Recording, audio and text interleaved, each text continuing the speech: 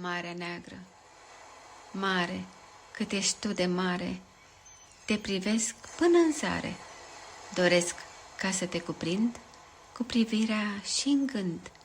Dimineața vin dorind răsăritul să-l prind, ziua-mi este mai bogată, de raze îmbelșugată.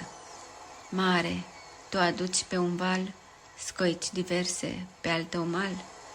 Copiii mari ori mai mici le iubesc pe ale tale scoici. Briza ta e adorată, iar la gust tu ești sărată. Însă eu pe un moi duce mă gândesc la tine dulce.